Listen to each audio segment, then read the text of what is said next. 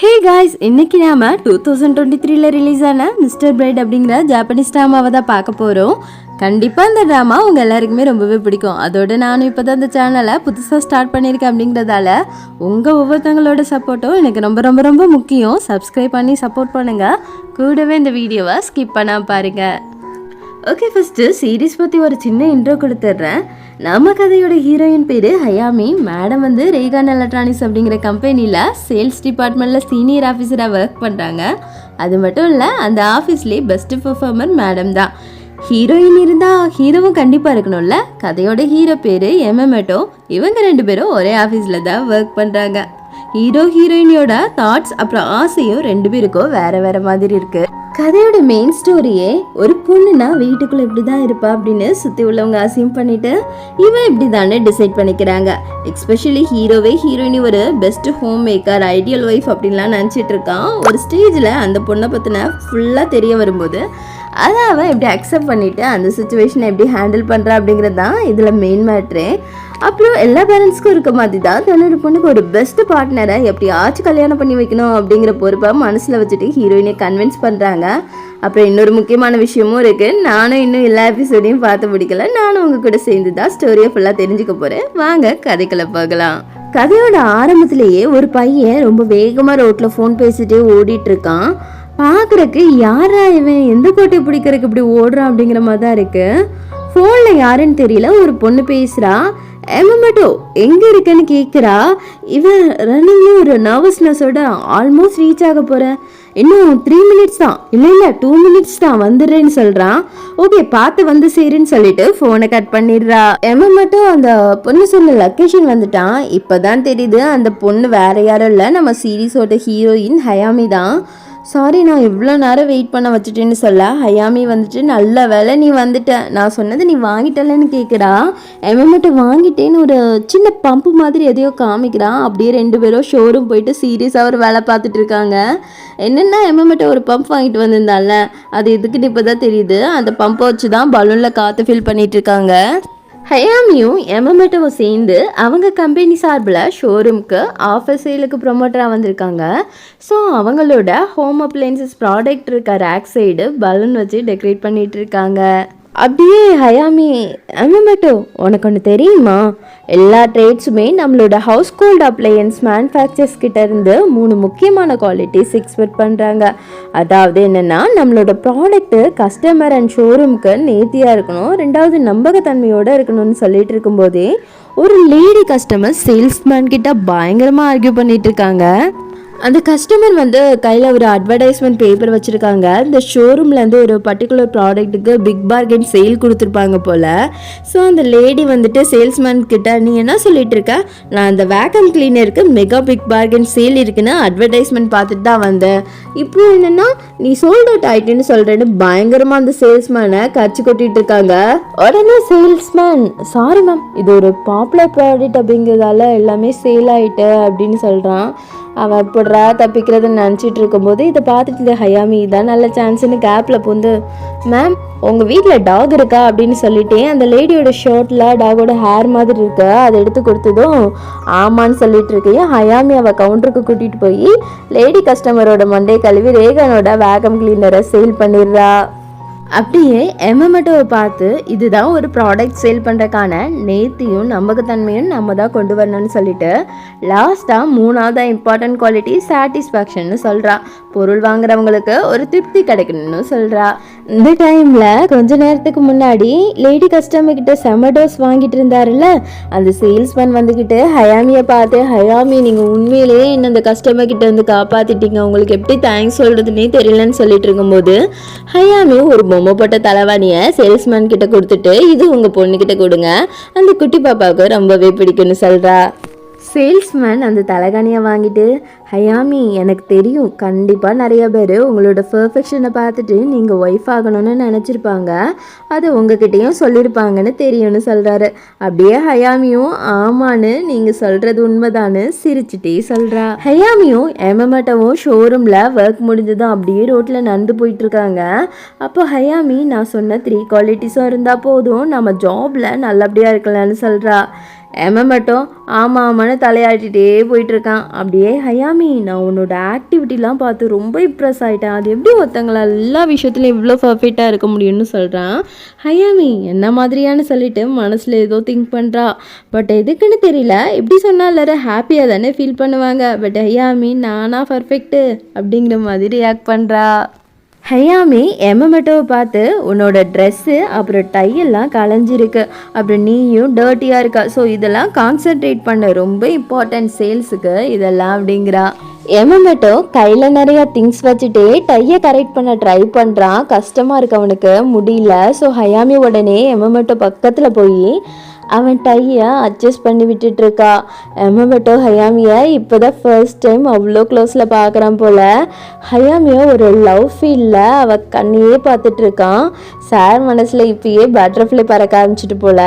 இப்போ கரெக்ட் பண்ணியாச்சு, வா இன்னும் சேல்ஸ் பேருக்கான ரிப்போர்ட் சப்மிட் பண்ணோம், நம்ம போய் சப்மிட் பண்ணலான்னு கூட்டிகிட்டு போயிடுறா. அவங்க 2 பேருமே ஆஃபீஸ் போனதுமே மேனேஜர் இன்னைக்கு சேல் எப்படி இருக்குன்னு கேட்க, உடனே ஹயாமி நாங்கள் இன்னைக்கு ஒரு அடிஷ்னல் ஆர்டரும் எடுத்திருக்கோன்னு சொல்கிறா.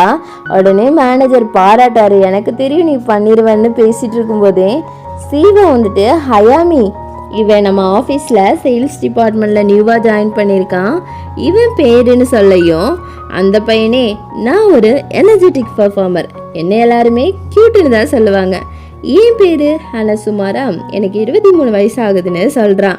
ஹயாமியும் எமட்டோவும் முழிக்கிறாங்க. யார்டா இவன், எங்கேருந்துடா வந்தான் அப்படிங்கிற மாதிரி நினைக்கிறாங்க. ஜஸ்ட் ஃபார்மாலிட்டிக்காண்டி வெல்கம்னு சொல்லிட்டு போயிடுறாங்க.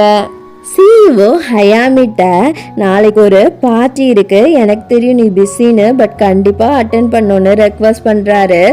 ஓகே சரின்னு சொல்லிட்டு ஹயாமியும் ஒர்க் முடிச்சுட்டு வீட்டுக்கு கிளம்பிடுறா. ஹயாமி கிளம்புனதுமே எமமெட்டோ கனசுமா ஹசுகாலாம் சேர்ந்து ஹயாமியை புகழ்ந்து பேசிகிட்டு இருக்காங்க. உண்மையிலேயே ஹயாமி அமேசிங்களா, நான் கவனிச்சிட்டேன். நம்ம சிஇஓ ஹயாமியை ஏசுன்னு சொன்னார் கொஞ்ச நேரத்துக்கு முன்னாடி. ஹயாமி லாஸ்ட்டு 5 இயர்ஸாக ஒரு டாப் பர்ஃபார்மர் சேலில், அது மட்டும் இல்லை இவ கார்டாஸ் ஆஃப் சேலில் அவுட்ஸ்டாண்டிங் எம்ப்ளாயிஸ் அவார்டும் வாங்கியிருக்கா. அப்புறம் ஹயாமி ஒரு அட்டென்டிவ், கேபபிள், கைண்டு, பியூட்டிஃபுல் அப்படின்னு சொல்லிட்டு பெருமையாக பேசிகிட்டு இருக்காங்க. ஹயாமி தினமும் அவளோட மீல்ஸை அவளே சமைச்சுப்பாலாம். கண்டிப்பாக சேலட் இல்லைன்னா ஃபுட் டயட் தான் எடுத்துப்பா. ஒரு சூப்பரான அப்பார்ட்மெண்ட்டில் தான் அவள் இருக்கானும் பேசிகிட்டு இருக்காங்க. அப்பார்ட்மெண்ட்டுக்கு ஹயாமி வந்துட்டா.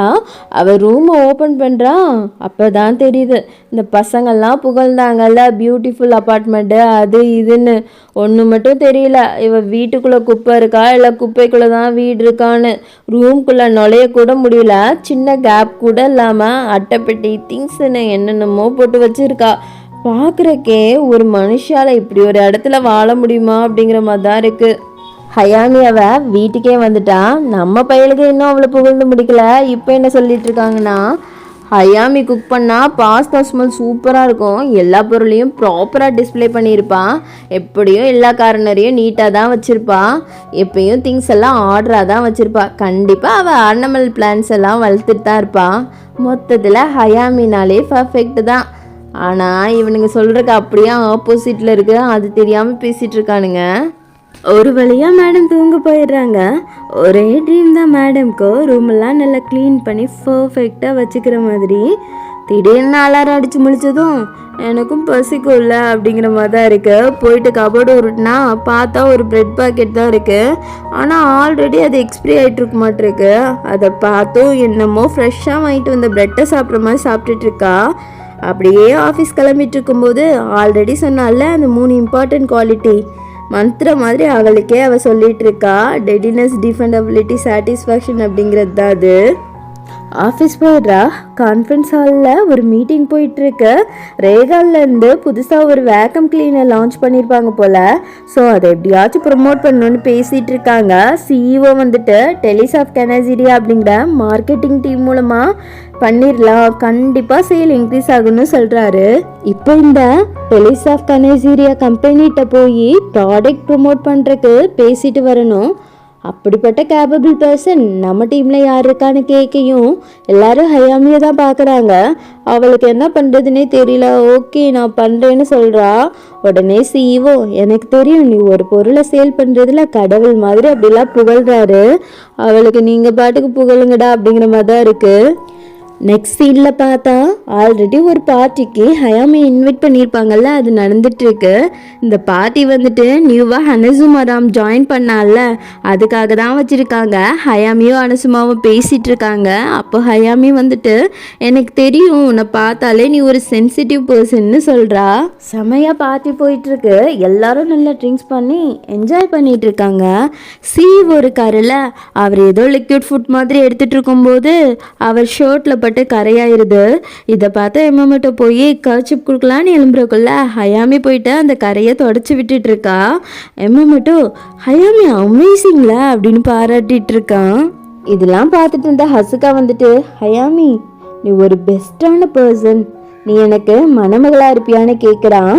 உடனே ஹயாமி வந்துட்டு ஹசுகா உனக்கு இன்னும் மேரேஜ் ஆகலையான்னு கேட்க ஓகே ஓகே எனக்கு புரியுது விடினா இனி அப்படிலாம் கேட்கலன்னு சொல்கிறான். கசுக்கா வந்துட்டு எப்படியாச்சும் கோல் போட்டுடலான்னு பார்த்தா முடியல அவனால். அப்படியே சிஇவும் சொல்கிறாரு, ஆனால் உண்மையாகவே ஹயாமி உன்னெல்லாம் கல்யாணம் பண்ணிக்க போகிறவன் உண்மையாகவே லக்கி பர்சனாக தான் இருப்பான்னு சொல்கிறாரு. உடனே ஹயாமியும் ஆமாமான்னு சொல்லிட்டு அப்படியே சிரிச்சுட்டு அங்கேருந்து நழுவி போயிடுறா.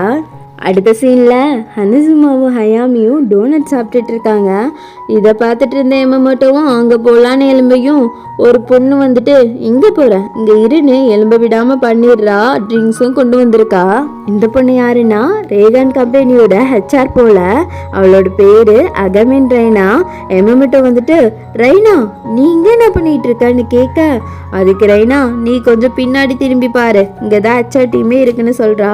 பேசிட்டே ட்ரிங்க்ஸும் ஊற்றி கொடுத்துட்டு இருக்கா. எம்மட்டோ உனக்கு ஒன்று தெரியுமா, எனக்கு இந்த ஆஃபீஸ்லேயே பிடிக்காத ஒருத்தி இருக்கா. எனக்கு தெரியும் உனக்கும் அவளை பிடிக்காதுன்னு சொல்லிட்டு அப்படியே ஹயாமியை பார்க்கறா. ரெய்னாவுக்கு எம்மட்டு மேலே ஆல்ரெடி க்ரஷ் இருக்கும் போல, அதுதான் இப்படிலாம் பண்ணிட்டு இருக்கா. பார்ட்டிலேருந்து டைம் ஆச்சுன்னு ஹயாமி வீட்டுக்கு பாய் சொல்லிட்டு கிளம்புறான். எம்மட்டுவும் கூடவே போலான்னு எலும்ப ட்ரை பண்ணுறான். ரெய்னா எம்மட்டுவை பிடிச்சி வச்சுட்டு எங்கே போகிற இந்த ட்ரிங்க்ஸை ஃபுல்லாக குடிச்சு முடிச்சுட்டு தான் போகணும்னு சொல்கிறா. ரெய்னா அப்படியே ஹயாமி போகிறதையே முறைச்சி பார்த்துட்டு இருக்கா. உனக்கு ஒரு நாள் இருக்குடி அப்படிங்கிற மாதிரி ஹயாமி வீட்டுக்கு வந்துடுறா. கோக் குடிச்சிட்டு ஃபுட் ப்ரிப்பேர் பண்ணுற வீடியோ பார்த்துட்டு இருக்கா. எனக்கு தெரியும் இந்த ஃபுட்டு உண்மையாகவே டெலிசியஸாக இருக்கும்னு. திடீர்னு யாரோ காலிங் பெல் அடிக்கிற சவுண்டு கேட்குது. நம்ம வீட்டுக்கு யார் வரப்போகிறா அப்படிங்கிற மாதிரி டோர் ஓட்ட வழியாக உத்து பார்த்தா எம்மட்டோ ஹயாமி ஹயாமின்னு கத்திட்டு இருக்கான். இவன் ஏன்டா அங்கே வந்தான் அப்படிங்கிற மாதிரி பார்க்குறா. வாசல்லேருந்து கதவை தட்டிகிட்டே இருக்கான். இதுக்கு மேலே விட்டால் கதவை உடைச்சிட்டு உள்ளே போயிடுவான் போல. ஹயாமி லைட்டாக டோர் ஓப்பன் பண்ணிவிட்டு தலையை மட்டும் வலையில் மாட்டின எலி மாதிரி வெளியே வச்சுட்டு மட்டும் நீங்கள் என்ன பண்ணுறேன்னு கேட்குறா. அதுக்கு மட்டும் ஹயாமி நீ உன்னோட கர்ச்சிப்பை பாச்சிலேயே விட்டுட்டு வந்துட்டேன், அதை கொடுக்க தான் வந்தேன் அப்படின்னு கொடுக்குறான். ஹயாமி மனசுலையே இப்போ இதை கொடுக்க தான் இப்போ வந்தியாடா, எதுக்கு இந்த சின்ன விஷயத்துக்கெல்லாம் இவ்வளோ தூரம் அலைஞ்சிட்டு இருக்கேன் மட்டும், நாளைக்கே ஆஃபீஸ் வந்தது கொடுத்துருக்கலாம்ல அப்படிங்கிறான்.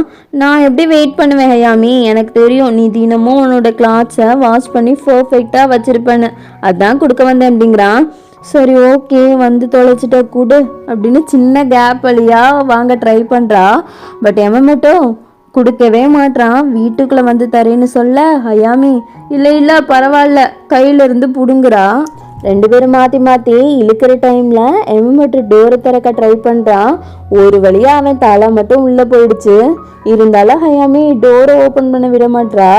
ஹயாமி இது ஊ வீடு தானே, எனக்கு எதுவும் பேட் ஸ்மெல் வருதுன்னு அப்படியே கதவை தள்ளிட்டு உள்ளே போயிடுறான். ஒரு ஸ்டெப்பு ரூமில் வைக்கவும் கால் மிதிக்கிற இடம்லாம் ஏதோ திங்ஸாக இருக்கு. அப்படியே ரூமை பார்த்துட்டு ஷாக் ஆகி கத்துறான். ஹயாமி நீ என்ன பண்ணி வச்சிருக்கா, சாப்பிட்டுட்டு டேபிளை க்ளீன் பண்ண மாட்டியா, சாப்பிட்ட குப்பையெல்லாம் அப்படி இப்படி போட்டு வச்சுக்கிற, இது என்ன கிச்சனில் ரிமோட் கண்ட்ரோல் போய் வச்சிருக்கா அப்படின்லாம் கத்துறான். அப்போதான் ஒரு பிரெட் பாக்கெட் இருந்ததுல, அதை பார்த்தா எக்ஸ்பீரி ஆகி ரொம்ப நாள் ஆகுது. ஹயாமி இதையா நீ சாப்பிட்ட, நோவே இப்படிலாம் கண்டிப்பாக ஒருத்தங்க கூட இருக்க மாட்டாங்க அப்படிங்கையும் ஹயாமி வந்துட்டு இது ஒன்றும் அவ்வளோ பேட் இல்லை இல்லை ஹயாமி, உன்னை எல்லாருமே எல்லா விஷயத்துலேயும் பர்ஃபெக்ட்டு, நீ தான் அவங்களுக்கு ஒய்ஃபாக கிடைக்கணும்லாம் எதிர்பார்க்குறாங்க. பட் நீ நீ தான் ஒரு சிறந்த மனைவியாக இருக்க முடியும்லாம் எல்லாரும் நினச்சிட்டு இருக்கோம். ஹயாமி வந்துட்டு, நான் உங்ககிட்ட வந்து சொன்னேன்னா நான் ஒரு ஐடியல் ஒய்ஃப் மெட்டீரியல்னு? நீங்களே ஒர்க் லைஃப்பை பார்த்துட்டு அசியூம் பண்ணிட்டு டிசைட் பண்ணால் என்னால் ஒன்றும் பண்ண முடியாது. எம்மட்டோ எனக்கு ஒன்றும் அவசியம் இல்லை ஐடியல் ஒய்ஃபாக இருக்கணும்னு. ஏன் ஒரு பொண்ணு தான் வீட்டு வேலையெல்லாம் பார்க்கணுன்ட்டு இருக்கா என்ன?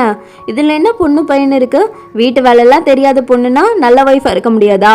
புரிஞ்சுதா ஃபஸ்ட்டு? இப்போ நீ உன் வீட்டுக்கு கிளம்பி மட்டும் பதில் எதுவும் சொல்லாமல் கிளம்பி போயிடுறான். ஹயாமி ரூமில் தனியாக இருக்கால, ஒரு மாதிரி கில்ட்டாக ஃபீல் பண்ணிட்டு இருக்கா. இதோட இந்த பார்ட் முடியுது. நெக்ஸ்ட் வீடியோவில் ரிமைனிங் ஸ்டோரி பார்க்கலாம். And till then is bye from நான். பாய்.